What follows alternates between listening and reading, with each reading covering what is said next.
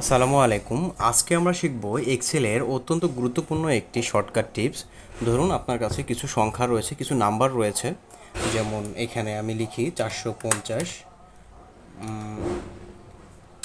450, 652, 323, 635, 565, বা আপনার কাছে ধরুন আরও অসংখ্য ডেটা রয়েছে।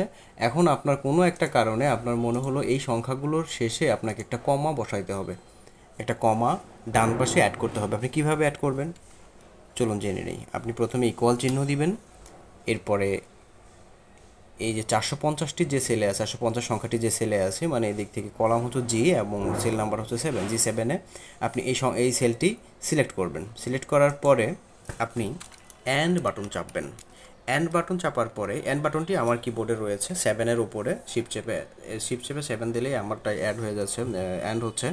এরপরে দিবেন আপনি ইনভার্টেড কমা, দুইটি ইনভার্টেড কমা দিবেন এবং দুইটি ইনভার্টেড কমার মাঝখানে আপনি বসাবেন একটি কমা। এরপর ইন্টার চাপবেন, দেখুন অটোমেটিক কমা বসে গেছে। এরপরে আপনি কি করবেন, এই 450-এর নিচে, সংখ্যাটির নিচে সেলে এসে প্লাস চিহ্ন যখন হবে তখন এখানে আপনি ডাবল ক্লিক করবেন। দেখুন সুন্দরভাবে এখানে কিন্তু কমাগুলো বসে গেছে। আপনার যদি ভিডিওটি ভালো লেগে থাকে তাহলে লাইক এবং কমেন্টস করে শেয়ার করে পাশে থাকবেন এবং অবশ্যই চ্যানেলটি সাবস্ক্রাইব করে রাখবেন নেক্সট ভিডিওটি দেখার জন্য। ধন্যবাদ। আসসালামু আলাইকুম।